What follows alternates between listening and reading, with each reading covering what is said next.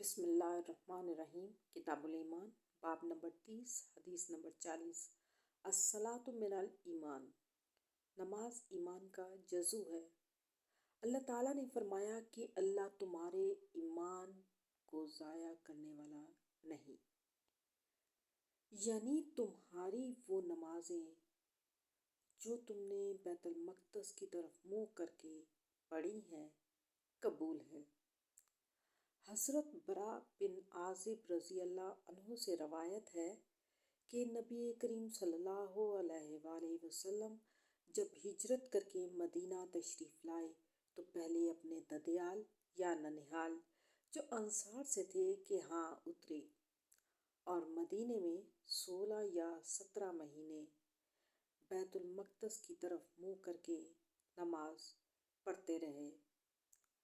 البتہ آپ چاہتے تھے کہ آپ کا قبلہ کعبے کی طرف ہو جائے، چنانچہ ہو گیا، اور پہلی نماز جو آپ نے کعبے کی طرف پڑھی وہ عصر کی نماز تھی، اور آپ کے ہمراہ کچھ اور لوگ بھی تھے۔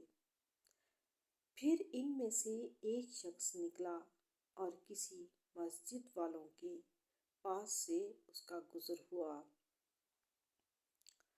وہ بیت المقدس کی طرف منہ کیے ہوئے رکوع کی حالت میں تھے، تو اس نے کہا، میں اللہ کو گواہ بنا کر کہتا ہوں کہ میں نے رسول اللہ صلی اللہ علیہ وآلہ وسلم کے ہمراہ مکے کی طرف نماز پڑھی ہے۔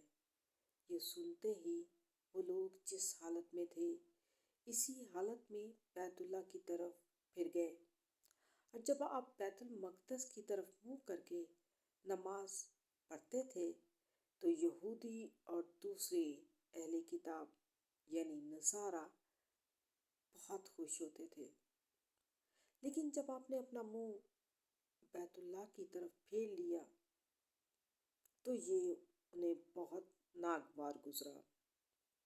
اسی حدیث میں زہیر جو کہ راوی ہیں نے بواسطہ ابو اسحاق برا سے یہ بھی بیان کیا کہ تحویل قبلہ سے پہلے کچھ لوگ فوت اور شہید ہو چکے تھے۔